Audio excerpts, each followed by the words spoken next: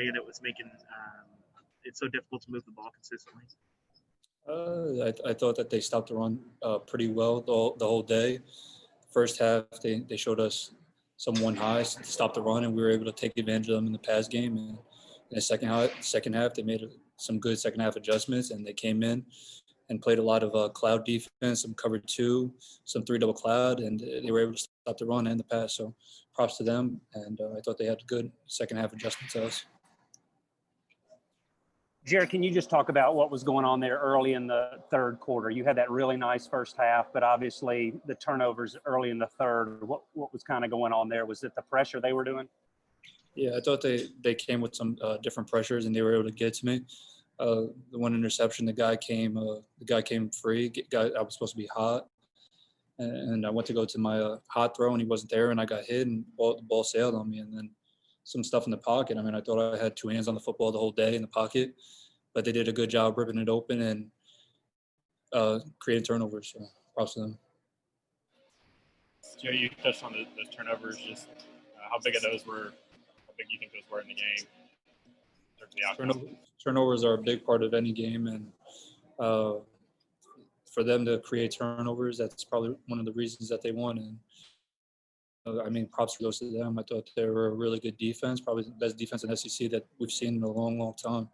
But they were able to create turnovers and got the job done today, and we did it. So.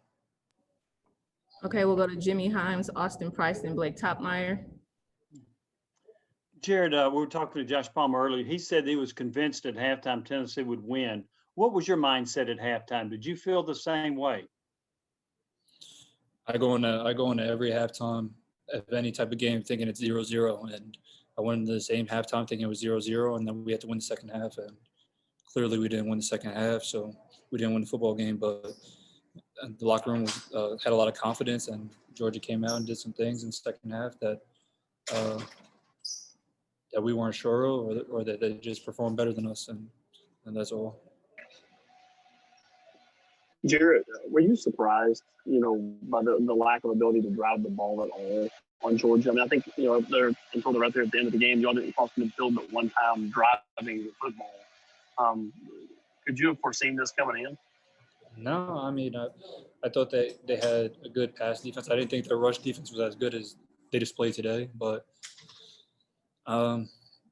everybody knows how good Georgia's defense is. That's not a surprise. Every single person in this country that watches college football knows that they probably have the best defense in college football. We knew that too, and we knew that we had to execute, and we had to go into every single play and get the job done. And we stumbled a couple of times, and that's the reason for the loss. Jarrett, what are the emotions after a game like this where you guys are winning at halftime, at position yourselves to have a chance, and then the second half goes the way that it does? I mean, what's the emotions coming out of a game like that? I'm sick to my stomach. This was one of my last opportunities to versus Georgia, and I couldn't get the job done with the win. I wish I could get the win back and go into this game and fix the things, but game's over. We'll go to Vince Ferrara and Gustavo for the last two questions.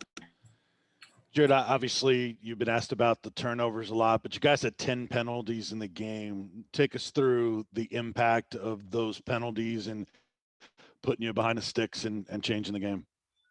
Yeah, we hurt ourselves a bunch today. And to go along with the turnovers, the missed assignments, penalties, all those things fall into place, and we can't do that for such a good team in Georgia. And if we do that, we lose the game, and that's what happened today. We had a lot of things from a personal standpoint that we needed to get better at, and every single player on the team needs to get better, including myself.